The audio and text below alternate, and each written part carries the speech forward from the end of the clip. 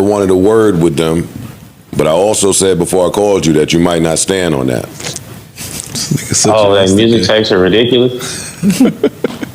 It's borderline soft shoe, to be honest. What's up, everybody? So in October last year, Drake released his 8th album titled For All the Dogs, which featured a collaboration with J. Cole called First Person Shooter. In one verse, Cole suggested that he, Drake, and Kendrick Lamar were the big three of the current era of hip-hop. To quote his exact lyrics, he rapped, "Love when they argue who the hardest MC, is it K-Dot, is it Aubrey, or me, with the big three like we started a league." The song debuted at the top of the US singles chart, becoming Drake's 13th and Cole's first #1 song. The achievement meant Drake tied with Michael Jackson for the most #1 singles by a male solo artist. Then a week later, Taylor Swift's Cruel Summer replaced them at #1, and the moment seemed to have passed. But privately, Kendrick Lamar had taken note and wasn't happy. So earlier this month, producer Metro Booming and rapper Future released a collab album called We Don't Trust You, and hidden in the track listing was an uncredited verse by Kendrick Lamar, and it was explosive. With a dope delivery, he took aim at Cole's verse, claiming there was no big three, it's just big me.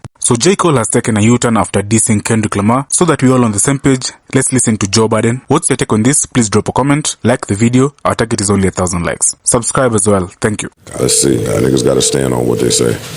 Always. Hello? Yeah, might speak to Vince. What's up, African?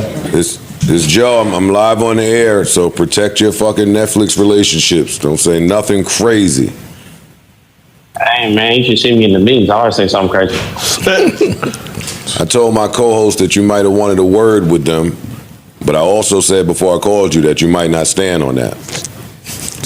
Oh, that music takes are ridiculous. It's borderline soft shoe, to be honest. Like, it's kind of a little coonery. Like, I get it though, but it's like, come on. What we gotta hold everybody to the same standard, my African. What the hell do soft shoe mean? Y'all not black like that. Was that an African that said that? If you don't know what soft shoe mean, you don't need to be speaking about no black art. Yo, somebody ain't know what that means. I don't know what soft shoe mean, bro. Joe, do you know what soft shoe mean? I know what you're saying. What it mean? Okay, that's all I'm saying. My African. This all I'm saying, man. Y'all not fair to the artists. Y'all not fair to the artistry. Y'all got real happy when niggas start rap beefing. No. But then y'all got real sad when like niggas lose their publishing and niggas go to jail and niggas die and all the other stuff. It's like we either with the cooner or we not, bro. Who? Wait. Whoa. Hold on.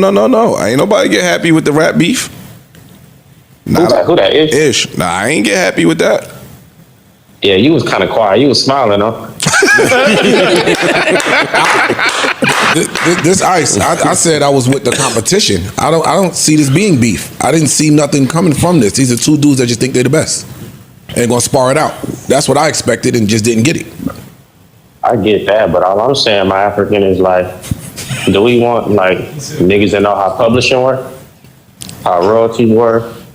Like we in this. Oh, hip hop is a sport, and then we get happy about like little stupid shit, but then we want to be like equal and respected and having good business acumen and shit like that. And it's like you kind of can't have both.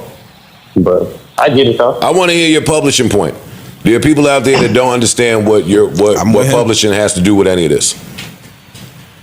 Well, when we talk about what's the foundation and the pillars of like hip hop music, right?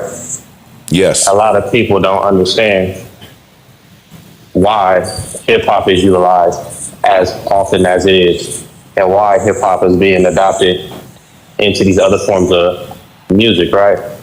A lot of it is to cut out musicians. A lot of it is to cut out middleman, additional artistry. A lot of it is the publishing list. When you think about hip hop as it originated, there was a technical skill that was part of every facet of hip hop, right? Mm-hmm. You had a producer that had to dig for a sample, flip the sample, NPC, like technical aspects that kind of got pushed out in technology. And at this point, if I'm making a song and I can go to Splice and I can go to Ableton, Roulette, Serato samples, all these other things, and just kind of cut out 4 or 5 people, we look at it as a sense of, oh, look at hip hop impact, instead of, oh, look at them cutting us out of the pie. I remember when I first met RZA, he was telling us how he sued Serato because it was his idea. And me being young, I was like, this nigga full of shit. Now, But there's some truth to all of those statements. Even a 50-50 split of publishing in hip hop is something that comes from them not respecting rap lyrics as actual songwriting, and then them finding a way to make it fair, which makes the producer king instead of the songwriter being king. And then we have every songwriter that we've ever had in hip hop music complaining about their publishing splits. But like, we kind of don't pay attention to that. But once niggas get mad, the whole internet is activated, and we got, billboards from streamers talk about hip hop as a sport. But we ain't never seen a billboard from a streamer that said, get that nigga his publishing back. Or that hip hop is a business. You always on some cerebral shit. Yeah, Nigga. He's right though. That was a great point. Sort of. He's right. Yeah. Sort of, but not entirely. Get them Parks. I mean, the producer is writing the music to the song, and sometimes, in a traditional sense, guiding the song, they would get publishing. You think they deserve 50%? But what I'm saying is, if you Diane Warren and you a songwriter, and they know you the songwriter that's bringing people to this thing, you get to pick what you give out. And even the sense of publishing being derivative of what actually can be written down on sheet music, and that's developed over time. But let's talk about at the conception of what publishing ends up being. That in itself sounds like gatekeeping or separation. Now, when you think about what hip hop is, essentially, most niggas walked in with a notebook full of rhymes, and they should. I'm not gonna say nobody's name, but there's artists right now who are very big artists in pop that they not giving nobody no publishing unless they feel like it. True. Because you came to my session because I'm who I am, but they also operate fully independent, and it's also stories about them going to the label and buying their whole shit back. But a lot of that comes off the leverage we have as a songwriter. Now think about, producers in hip hop and how many of these producers didn't actually make the beats. And I don't know Quincy Jones shit because it's different. Like I said, they took the instrumentation out right away. So a lot of these producers aren't making the beat, but then they giving the real producers of this shit day rate to session musician. So they don't own shit. And we just act like it don't happen and be like, it's part of the game when this shit ain't a game. How does that It's correlate my to thing. war? Because it's not war. Why are we at war with the nigga that's making the song and not the motherfucker who own the whole thing? We don't say their name at all. We quiet when they do some fuck shit. Man, I'm talking about rap beef. I'm not talking about with the owners of this shit. I'm talking about rap beef. We don't rap beef, Vince. But we don't have rap labels no more.